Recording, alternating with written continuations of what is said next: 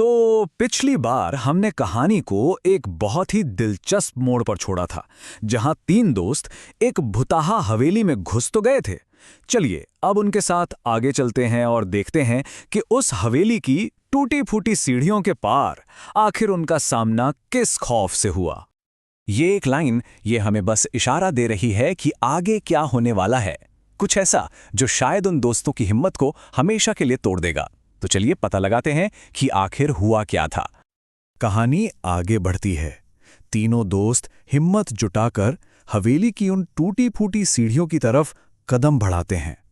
माहौल तो पहले से ही आप जानते हैं कितना डरावना था, और अब वो हवेली के और भी अंदर जा रहे थे, जहां से शायद लौटना मुमकिन ही ना हो। उन तीनों में से एक दोस्त था अजय, जो अपने फोन पर यह सब कुछ रिकॉर्ड करने में लगा हुआ था। हो सकता है वो अपनी बहादुरी का कोई सबूत रखना चाहता हो, या कौन जाने शायद बस अपना डर छिपाने की एक कोशिश कर रहा हो।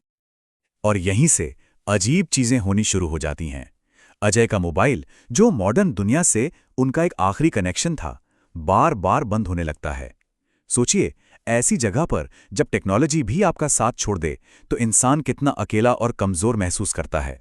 जैसे ही वो सीढ़ियों पे थोड़ा और ऊपर चढ़ते हैं, टॉर्च की रोशनी दीवार पे पड़ती है और वहां एक औरत की परछाई साफ साफ दिखाई देती है।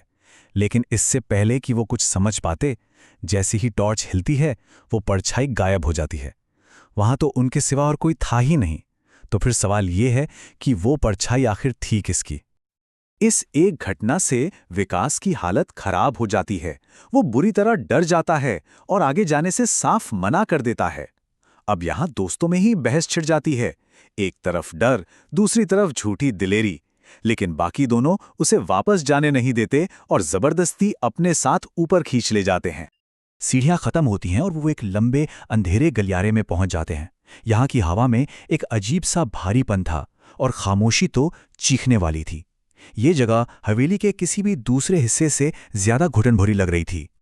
उस गलियारे की दीवारों पर कई फटी पुरानी तस्वीरें टंगी थीं, पर उनमें से एक तस्वीर थी एक औरत की, जिसने लाल चुनरी ओढ़ रखी थी।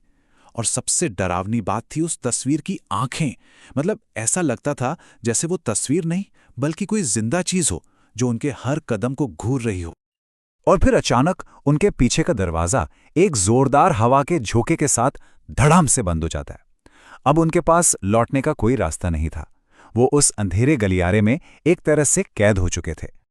दरवाजा बंद होते ही चारों तरफ घना घुप्प अंधेरा छा जाता है, और जब आंखों के सामने कुछ ना हो तो दिमाग ही सबसे खौफनाक तस्वीरें बनाने लगता है। वो तीनों वहां बिल्कुल बेबस महसूस कर रहे थे। उस खामोश और घने अंधेरे में एक आवाज गूंजती है, चूड़ियों की खनक। बिल्कुल वैसी ही आवाज जैसे किसी नई दुल्हन के हाथों से आती है।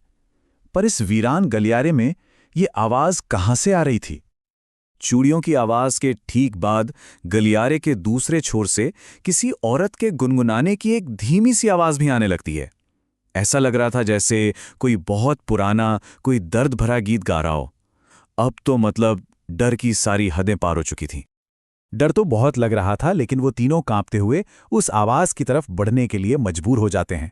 गलियारे के आखिर में एक दरवाजा थोड़ा सा खुला हुआ था और अंदर से एक अजीब सी रोशनी के साथ वही गुनगुनाने की आवाज आ रही थी। यही वो सवाल था जो उनके दिमाग में घूम रहा था। उन्होंने किसी तरह हिम्मत जुटाई और दरवाजे को और खोला, लेकिन अंदर जो उनका इंतजार कर रहा था उसके लिए शायद कोई भी तैयारी काफी नहीं थी। कमरे के ठीक बीचों बीच सिर्फ एक चीज रखी थी, एक पुरानी टूटी हुई सी चारपाई। पूरा कमरा बिल्कुल खाली था, बस वो एक चारपाई। और उस चारपाई पर लाल चुनरी पहने हुए एक औरत बैठी थी। हाँ, ठीक वैसी ही जैसी उन्होंने गलियारे की उस तस्वीर में देखी थी। पर यहां कुछ बहुत ही ज्यादा अजीब था।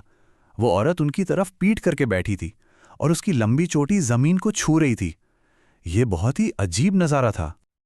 और फिर वो हुआ जिसने उन तीनों के होश ही उड़ा दिए। उस औरत ने अपना शरीर जरा सा भी हिलाए बिना धीरे धीरे अपनी गर्दन को पूरा 180 डिग्री उनकी तरफ घुमाना शुरू कर दिया। सबसे बड़ा खौफ तो तभी होता है जब कोई इंसानी शरीर कुछ ऐसा कर दिखाए जो नामुमकिन हो। ये कहानी का अंत नहीं था, बल्कि ये तो एक बड़े और बहुत गहरे रहस्य की बस शुरुआत थी।